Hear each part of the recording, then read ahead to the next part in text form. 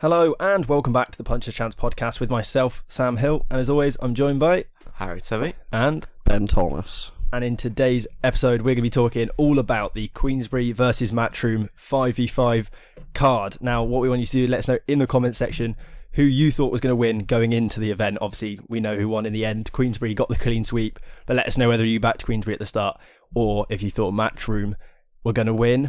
Quickly before we jump in, quick apology. We haven't got any video this week. There's a few technical issues around that, so it's just audio.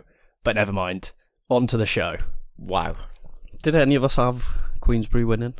I had Matchroom 7-6. Me and Harry I had did. Matchroom winning. Oh, I had Queensberry winning. I had Matchroom winning. Not by that much. You doubled on the predictions then. 10-0.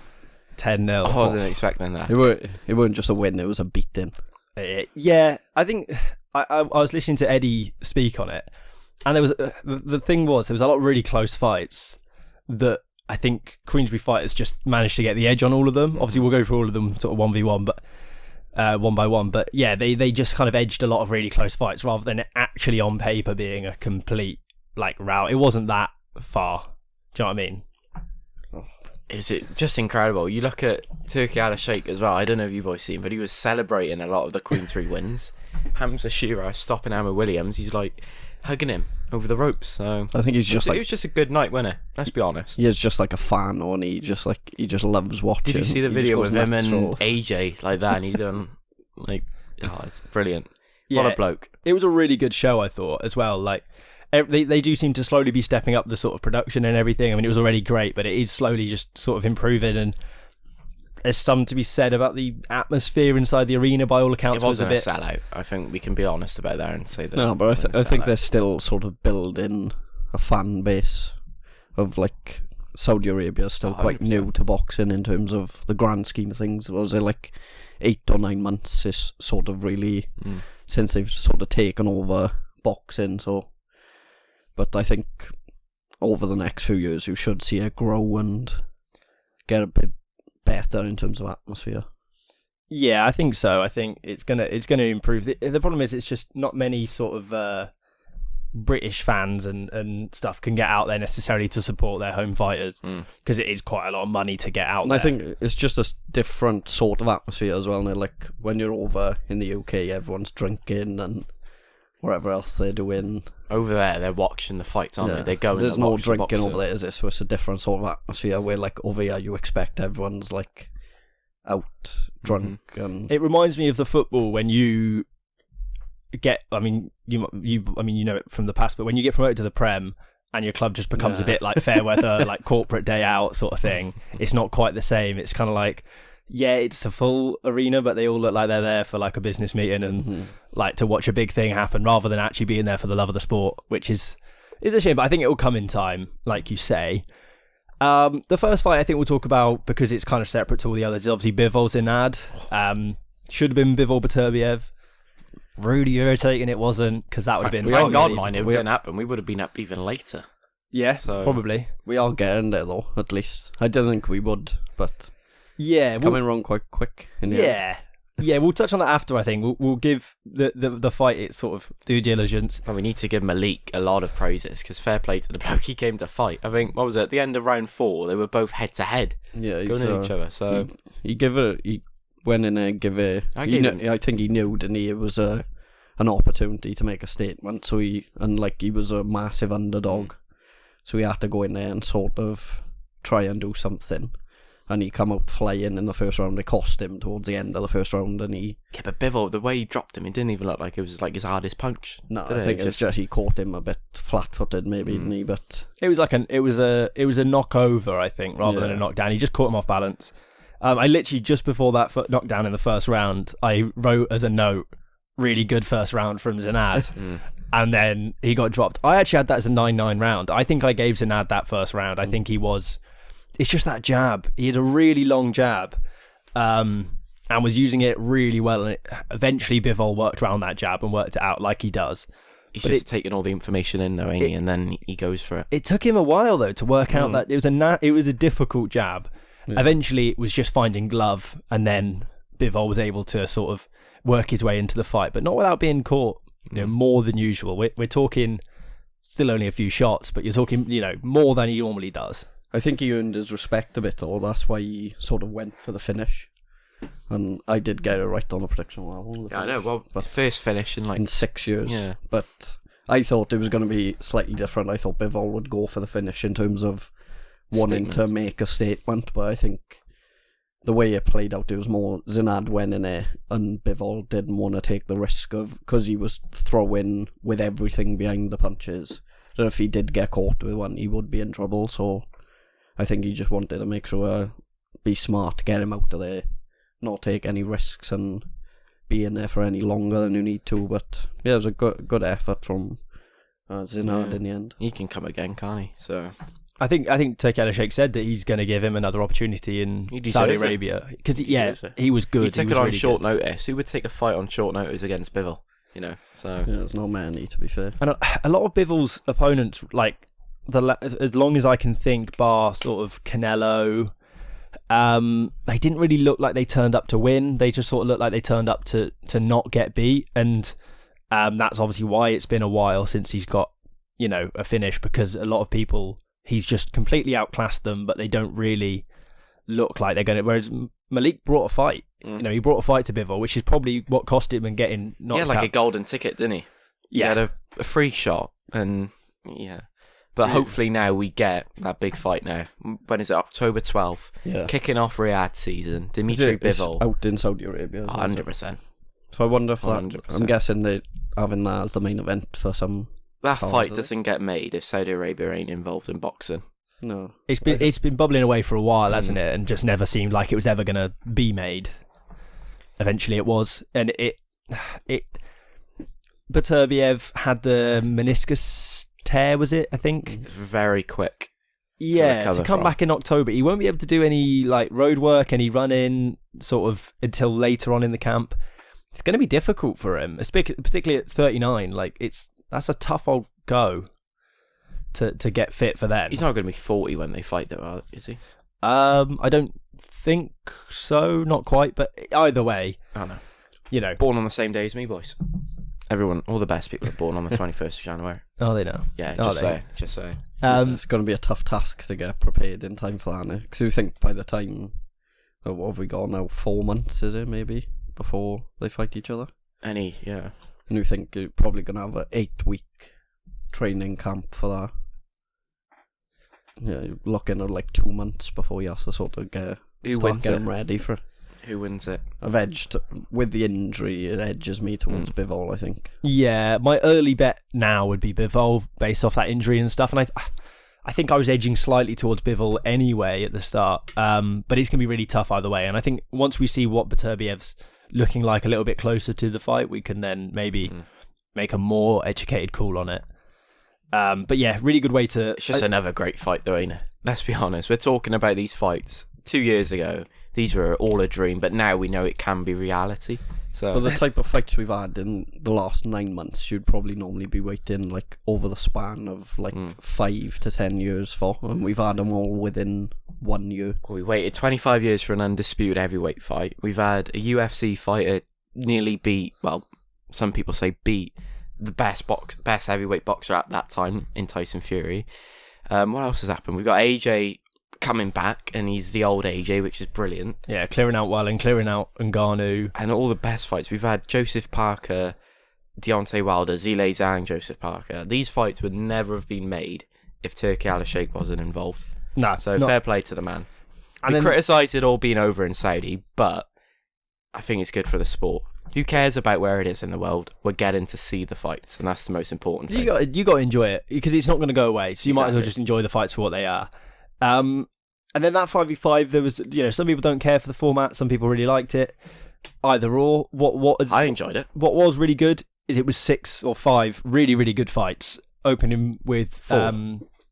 5. 4. Well, we'll go 4 because we can't say that main event was a good fight. 5 really good fights on paper. Yeah. Willie Hutchinson versus Craig Richards to open up the card. Unbelievable. Really good. Just a great performance from Willie Hutchinson, to be honest. I don't think Richards performed great. I don't think he really showed up. I want to say one judge gave Richards 1 round. Yeah, one did. It was 11-1 for one. Yeah, 119, 109, I think it was. He come on strong in the end, but didn't nowhere near enough pressure on Hutchinson to keep him off. And even when he came on stronger at the end, he didn't look like ever hurting Hutchinson. It just seemed like a really off night, a really off performance, which is a shame because he's a good fighter, and it could have been a really, really good opportunity for him to kick on again after he's had a few world title opportunities. But yeah, Hutchinson did the business. He did what he had to do, and I just think it's a long time out the ring as well for Richards. It didn't help. He was obviously when he was fighting in February, when he on that Reece Bellotti, Liam Dillon undercard. But yeah, fair play. I think we all writ him off last week, and we didn't give him a chance. But yeah, I want to see him now. I think they're trying to make Chris Eubank Jr., Willie Hutchinson, Wembley, September 21st or 28th. Oh no, sorry. So I think Willie Hutchinson's got Boazzi. Yeah, Joshua Boazzi. They've ordered this morning for the WBC. That's an incredible fight. Mandatory, I think. So. Incredible. Yeah, it will be a really good fight, that. And that Wembley card is really starting to stack up now with some of the options. They're going to have AJ on it, and Noe. Apparently he's going to be on it. So there's a lot of good domestic fights Willie Hutchinson could have. Obviously, they're looking at Boazzi, but you got the likes of Anthony Yard or Lyndon Arthur are ones that he could go after. Well, Queensberry Stables. Dan Aziz, who's looking to bounce back, or you could even throw him in there with someone like Ben Whittaker. I think him and Ben Whittaker would be. Imagine the build up to that fight. Oh. Yeah, the back and forth would be good for that one, to be fair. They're both confident characters, and they believe in themselves and a bit flat. Well, he was very confident in the ring, was a bit flashy in the ring on Saturday night, so I think them two against each other would be a good shout as well. Yeah, it was a good way to open up the card in terms of for Queensberry, but it sort of set the tone for what was to follow it in many ways, followed up by Ray Ford, Nick Ball. I think Ray Ford was probably the favourite going into this one on the. I know certainly it was on the bookies, but I think a lot of people had him down as the favourite. But I think it was just for a lot of the fights, the bookies had Matchroom fighters favourites in them. Yeah, bar the Hamza Sheeraz one. Yeah, they were favourites for 4 out of the 5, I think. I just think Ford didn't start quick enough. He didn't start well enough, and I think he got it tactically all wrong at the start. He was backing himself up onto the ropes, backing himself into the corner. I mean, it was a split decision loss in the end, so it was close by the end of the fight. But once he started moving his feet into those sort of mid rounds, he was able to get a bit more control of it, but just lost too much at the start. I think Ball's got probably the best engine in boxing, because if they were still fighting now, Ball would still be fighting. He's incredible. His engine's incredible. The only thing with Ball is, and we've seen it with the Ray Vargas fight and now with the Ray Ford fight as well, he is really good and the pressure's brilliant, but he fails to completely grab control of fights. He attacks in bunches, and once fighters work out that if you protect yourself in those bunches and then attack him on the way out, you can have a little bit of success, and I think that's what Ray Ford was able to do. So he's not indestructible, he's not unbeatable, but he's had 2 really close world title fights, and fortunately for him, certainly. Second time lucky. He got robbed last time, didn't he? Let's be honest, against Ray Vargas. I think everyone had him winning, and this time around he did get the decision. I had him losing by 2 rounds, but it could have easily been a draw. But yeah, listen, I want to see the rematch, but I want to say Ray Ford's moving up now. Yeah, so he's moving up, I think Nick Ball needs to Frank Warren needs to get on the phone with Ray Vargas' team and to get that rematch. Yeah, sorted to unify the belts, probably, wouldn't he? But where did you have it in terms of? Because I haven't scored it because I haven't watched it through round by round. I only watched the highlights of it, but from the highlights, it looked like Nick Ball had the better of majority of it. But I had it as a draw, edging to possibly a round up for Ball. I just think that Ford was just way too slow to get going. Yeah. And like I said, once he started moving his feet and using the ring. And getting Nick Ball to miss, he was able to have some success. But when you just stand still and let Nick Ball, even if he's not hurting you, the judges are saying, well, he's hit you, 40 odd times and you haven't hit him, so you're going to lose those rounds. So yeah, I had it close. I think the fight turned, in round 6 or 7, where Ray Ford had probably the best round of the fight. And yeah, I think from round 7 to 12, I gave Ball maybe 1 round, 2 rounds at a push. So I think Ford probably landed a few cleaner shots, but they were just few and far between. They weren't enough, whereas Ball just landed a hell of a lot in bunches and was able to win the scorecards on that. But if Ford had won that fight, I don't think there'd be a huge uproar from people. If the judges had given it to Ford.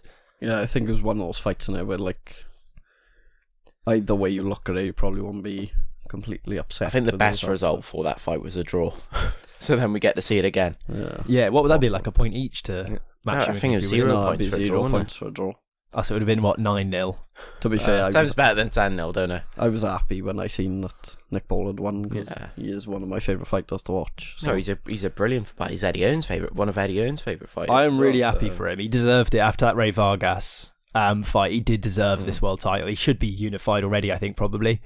But never mind. He'll kick on, and he's got a long career. And he'll batter that Ray Vargas next time, I think. So I think so. Yeah, I think so. Next up, we had, of course, like you said, Hamza Sheeraz, Ammo Williams. There was a lot of pressure on Ammo Williams for this one.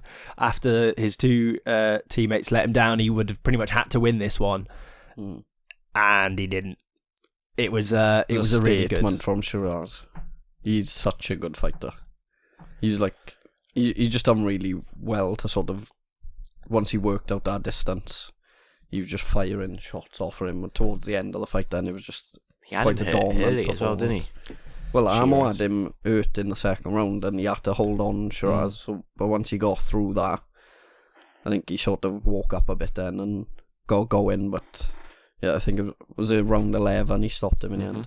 He dropped him in round 10 and then finished him in round 11. Do you think the stoppage was a bit early, or do you think it was right to call it at that point? I think, let's be honest, he was way behind coming into this round 11. Yeah. Because his coach said you have to knock him out now. So I think the referee did the right call and stopped it, because Sheeraz was just going to win on points then, wasn't he? There was no looking back. And yeah, Ammo Williams, I was a little bit disappointed in mine. I thought he'd offer a bit more, but Sheeraz is very good. Very, very good. And what a team captain. All that pressure to, if you knock your opponent out, you get 4 points. Then stop him as well. Fair play. I think what for me told the tale of the fight was in the 5th round, Sheeraz landed 29 jabs and Ammo Williams landed 1. So that shows that the control Sheeraz had on that fight. It's not often, he's a really big, really tall middleweight. And so often you see the problem with big, tall fighters is they haven't got the power to earn the respect of the little guy, so he's able to slip punches, whereas that wasn't the case in this one. Sheeraz has such a powerful jab. He's finished like 3-4 opponents with a jab. Yeah. So once he establishes that jab, it seems so hard anyone to get close to beating him. And I do think it was a justified stoppage from the ref, because I think you were preventing the inevitable rather than letting it get to the point. He saved him, didn't he? So yeah, I think if you let Sheeraz continue to push on him, one more punches and Williams would have been down. Yeah. He might not have been seriously hurt, but he could have been. So why bother? You might as well just call it there. Chris Eubank Jr. next for him. Be a good fight. I think it's either that, or obviously I think he won the WBC silver, didn't he? So and then Carlos Adames is the interim WBC, so they could do that. And I think it's vacant now in that belt, so they could do them too for the WBC belt. That'd be another good fight. What's really impressive for Sheeraz is he's ranked as one of the best fighters in his division already, and he hasn't had a world title shot yet. Like, he really has just worked 20-0, 14 straight knockouts, I think it is, off the top of my head. Yeah, he's built himself up well, hasn't he? I think it's more than that, mine. I think he could be 16.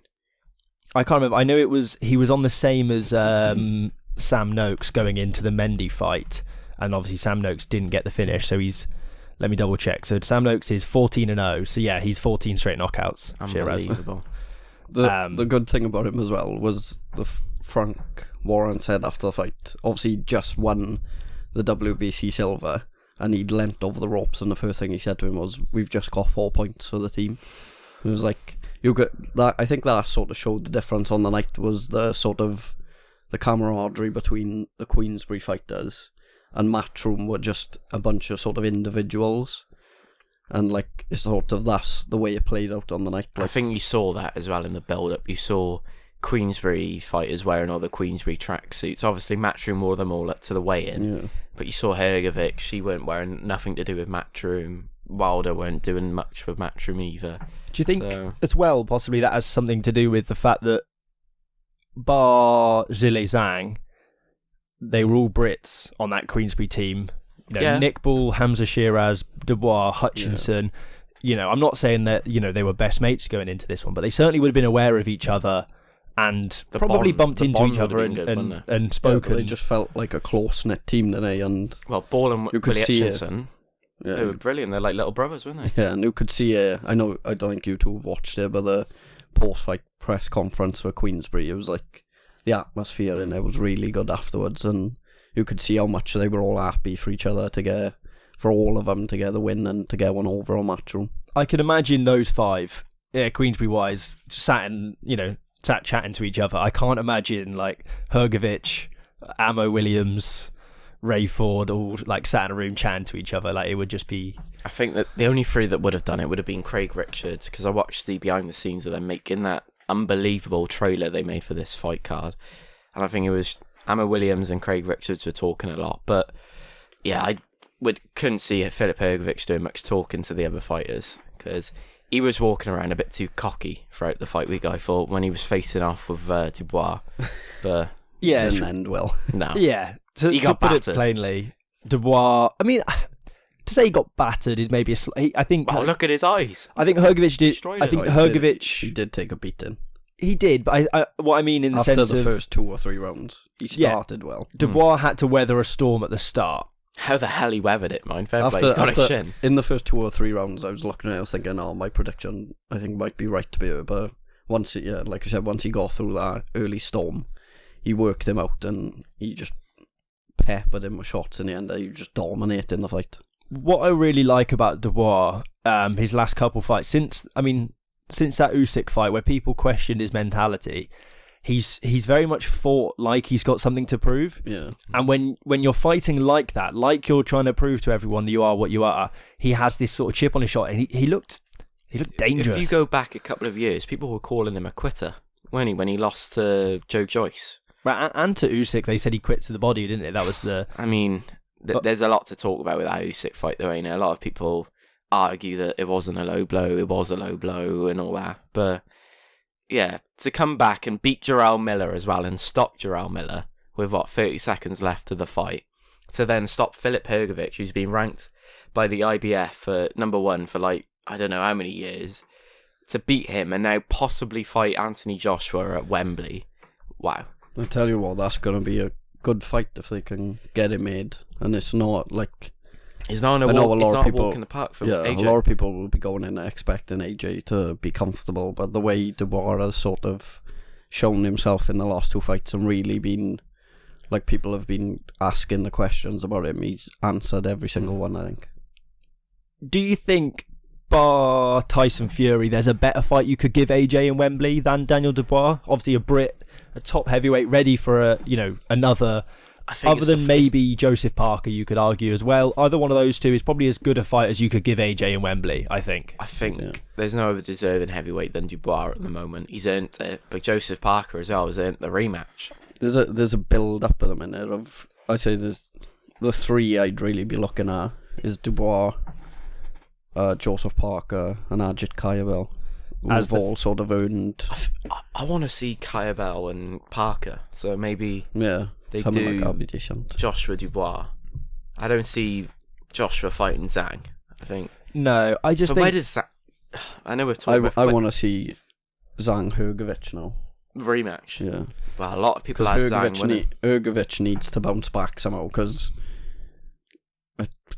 going into this, you hear so much, and even I was part of it, really. You didn't give Dubois a chance. Well, it's not necessarily I didn't give him a chance, but I think Hrgovic has been built up to sort of be this next in line, and they were getting him ready to be AJ's opponent and everything else, and then he goes in, faces Zhang. Probably Zhang won that fight, most people would say, or it was some people said at least. Yeah. And now he's gone in against Dubois, who probably would be considered at the minute 3rd best in the UK in terms of heavyweights, and has been beaten comfortably by Dubois. So if you stick him in with a Fury or an AJ, He gives him a fight. Like, they both go through him quite easily, and suddenly he's gone from next in line of the heavyweights to sort of dropping down the pecking order again now. I think the problem is he hasn't beaten anyone bar Zhang to really justify, a top ranking at the top. He's beaten Mark Demori, Dempsey McKean, like the decent heavyweights, he but looked not good in great that Mark heavyweights. Demori fight, but that's Mark Demori 12 years later, and then that Mackenzie. Yeah, I think it was McKean. I think it was. He was terrible in, and then that Zhang fight, I had him losing. But yeah, that's what I mean. Even the one big win he has got questions over it, so it's a rebuilding job for him, I think. And sort of, he didn't seem to have much of a gas tank, and I think you said he was he looked very confident and assured of himself throughout. I want to know how serious he took him. Yeah, I don't know whether it was.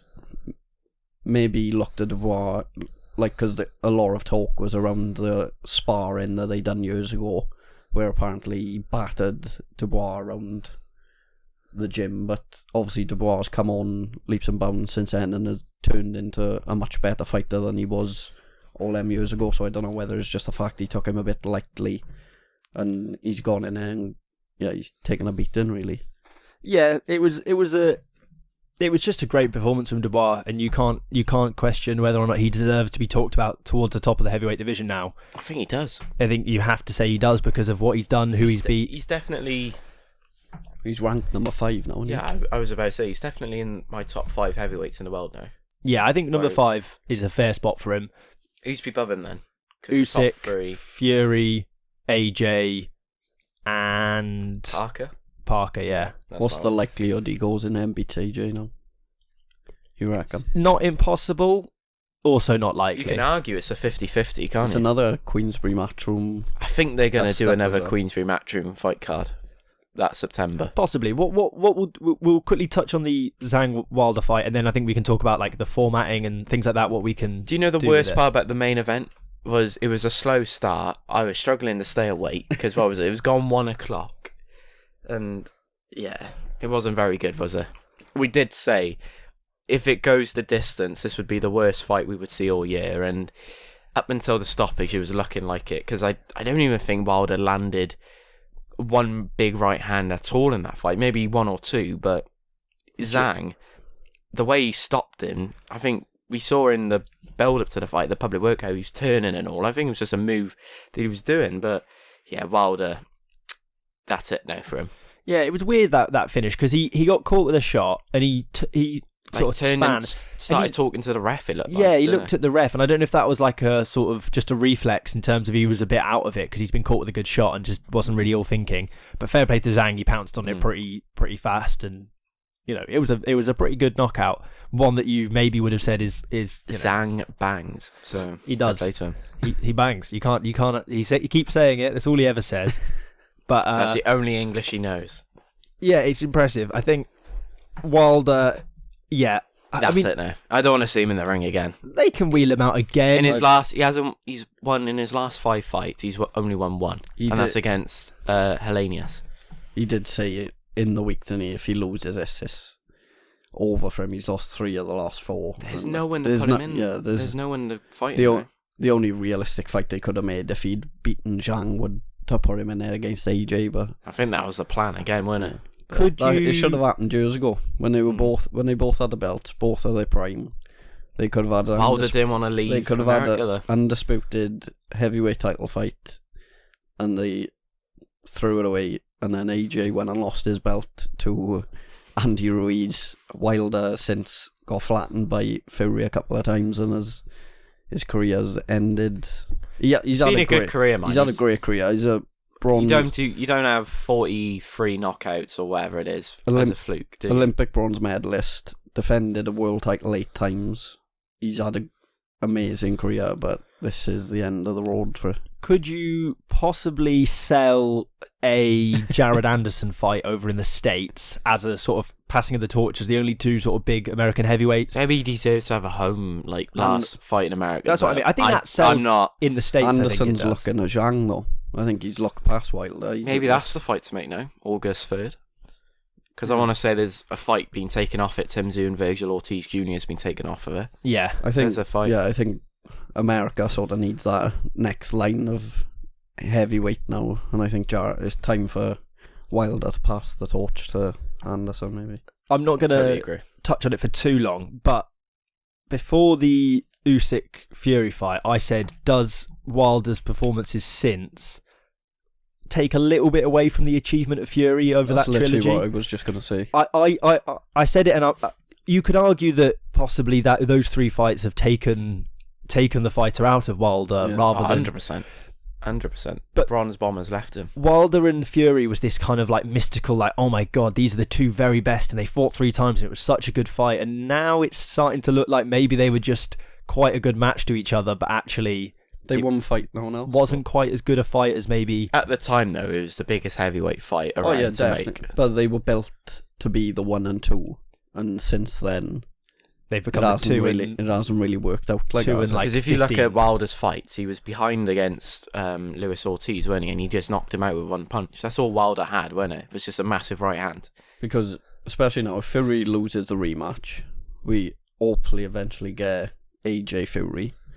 If AJ beats Fury, then you've got to look at you could possibly look at AJ having a better career overall than Fury, I'd say. I don't know, he beat Klitschko. He beat the Yeah, but so Klitschko did that was AJ. AJ's an Olympian And he as also well. didn't give Klitschko a rematch. He didn't, but Tyson beat Klitschko at a time he was considered the best heavyweight. It's why he's the lineal heavyweight champion, because he beat the guy that was considered the very best in the division.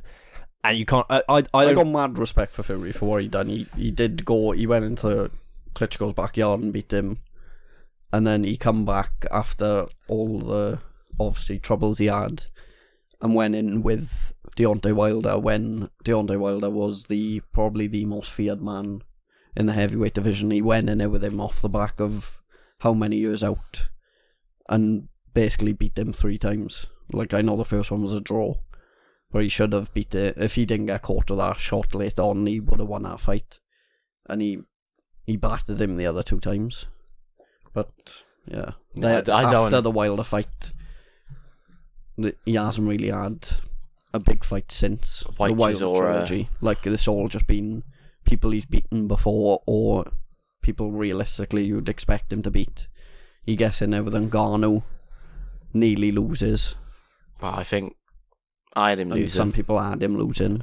Then faces Usyk, gets beaten. But equally, you could say how close that Usyk fight was. Oh yeah, Almost overrides it all. I don't Because think you can like, say Fury won it, but it was close. I wouldn't be shocked if Fury wins the rematch. Like, No. I think he's in a better place in the rematch than he would be going into the first one. Imagine Because that, he though. knows Fury now. wins the rematch, the IBF actually forces Usyk to vacate, and then we have Fury AJ sometime next year, undisputed.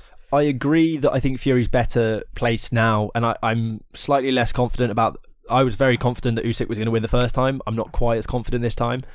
But the one thing I will say is how much that first loss could affect Fury, because there is when I spoke to Johnny Nelson, and he said to be the world heavyweight champ, you have to believe there is not a man on earth that can beat you from anywhere in the world. And he said it. He said there's no man that can beat me. Yeah, well, no. And there's a man that beat What does John Fury say?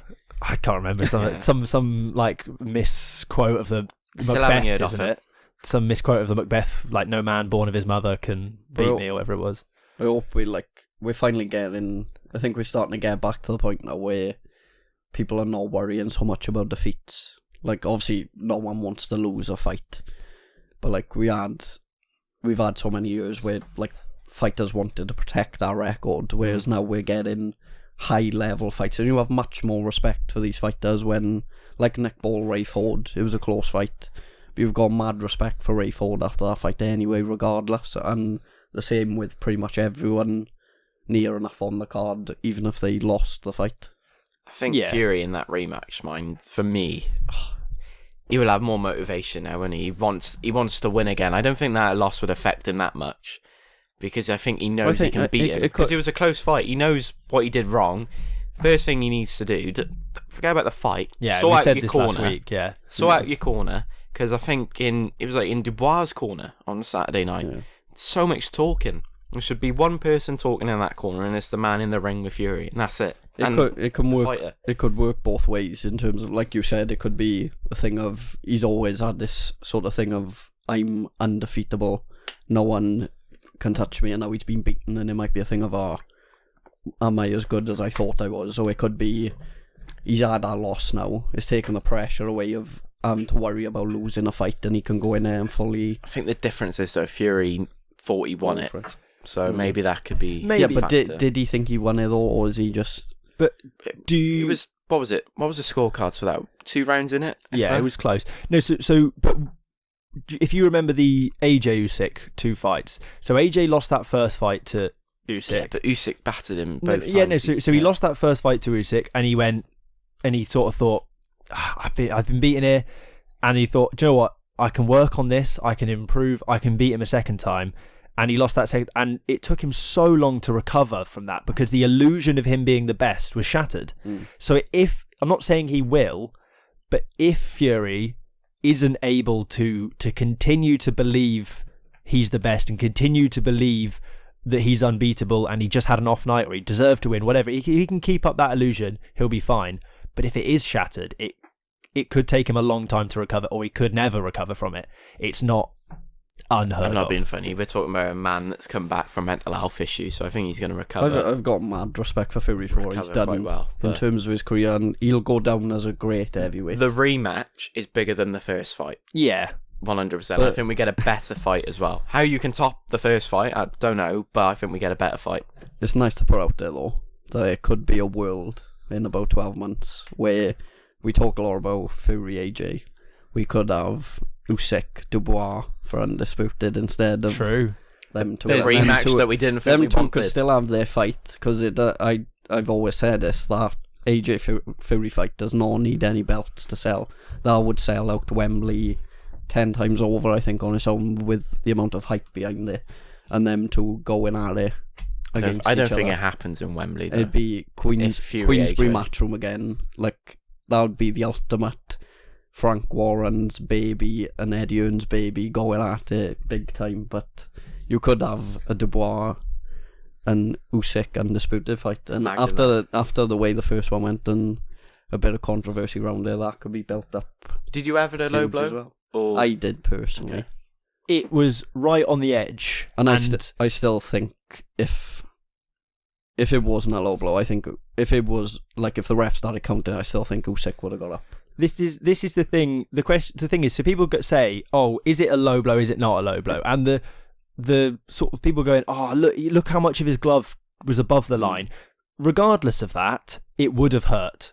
100%. And the ref said it was a low blow. So what Usyk did was nothing. He got hit, and people are saying, "Oh, he faked it was a low blow." Don't get me wrong, that hurt. Yeah. Whether it was illegal or legal, I don't think he faked it. I thought we saw the natural reaction from Usyk when it happened. But the ref scored it as a low blow, so it didn't count as knockdown. That was the ref's decision. You can't.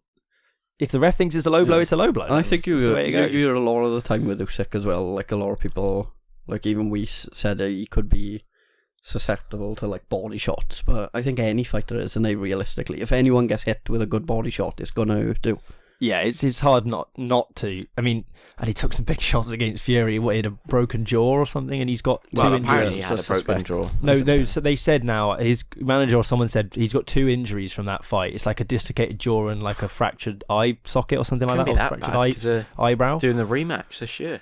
Yeah. Well, apparently doing the rematch. Well, this in year. December. It was October was too close. I did say I wouldn't be shocked if it's early next year. Can you imagine though if the Beterbiev Bivol fight isn't happening on October 12th and we get 2 undisputed fights in one night? Wow. Be a good fight. Be a good fight night. Because Turki Alalshikh, he's all about making the next fight card now he's doing bigger than the last. They've got plans already, I think, and they're working on stuff. Apparently Eddie Hearn said after every fight night they have, he has a meeting with him. I tell you what though, I want to see more of these 5v5 cards. Yeah, that's what I was... Put so many different Oscar De La Hoya put out on Twitter, Golden Boy against Top Rank in Las Vegas. I think it's just a shame Turki Alalshikh don't like you, mate. But yeah. I think the format was interesting. It gives a little bit more, and some people say, it's gimmicky. It's about the fighters, not the promoters. And I agree to an extent, but equally, the fighters at the end of the day are still doing their job. They're going in there to win. That's fine. It was like the Ryder Cup winner with the scores in the top left corner. Yeah, it was so many different ideas they could do with it, though. I think, I like the UK versus USA 5v5. I like the idea of that. I think that's a good sort of interesting format. Europe you could against America, they could do, and then you Proper have Ryder actually Cup. Kyabel. Yeah, that would be good. That'd be sick. That would be good. There's all sorts they can do, and I think Eddie Hearn versus Frank Warren. They could do. We're not in the ring. Them two just fighting. We're not talking about the Misfits tag team or 3v3 or any of this. This is proper boxing. This is. It's not. We're not changing boxing. It's just getting a bit more interest. Sport always to needs fresh ideas on it, and like something like that. It was the first time we'd seen anything like that really in it, and it was really good to see. You're seeing that in a lot of sports, though. Rugby at the moment is dying very quickly. People are losing interest in it, and boxing is just at another level in sport. The way it's promoted, you look at the trailers, you think we're going to watch a movie. Over the last 12 months, my interest in boxing has gone. Like, I've always been a fan of boxing, liked watching it, but my interest for the sport's gone through the roof. We're watching a fight every weekend, and we're sat there watching it from the first fight to the last fight. I'd always used to be on the weekend, like looking like who's playing in the football this weekend, and now I think my first thought is like, what fights are on this weekend? This weekend coming up is the first weekend since... It'll feel weird to have a quiet weekend. I'm thinking since the Day of Reckoning. Yeah. Or the weekend... March, since the weekend February, before March. The Day of Reckoning, we had a weekend off. Was the last time we didn't do a podcast because there wasn't anything to talk about. And since then, we have pretty much had a big fight every single weekend worth talking about, whether that's in Britain or if it's worldwide. It's a good place to be. It's a really good place to be. Yeah, there's all the fights this weekend are just in America. There's one on Sky Sports, I think. Yeah, it's a quiet weekend. And Zayas against Sheeraz, but we've got Callum Walsh. I don't know if you know about him, but he's really good. He's also fighting, but it's just nice to have a chilled out weekend now where I can have my evenings back on a Saturday night for a change. But it's for one weekend, and then the following weekend it's Chris Billum-Smith, Richard Riakporhe. Fingers crossed, we might be able to go. Mateus, Liam Parrow, Javante Davis, Frank Martin, David Benavidez is fighting as well.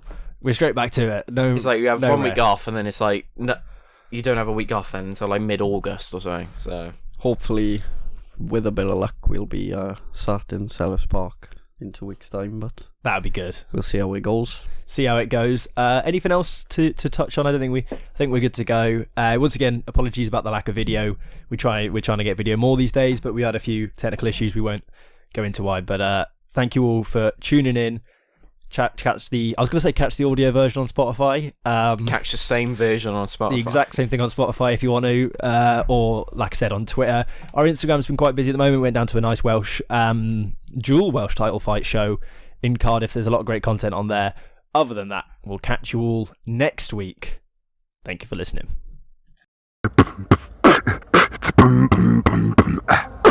Punches chance.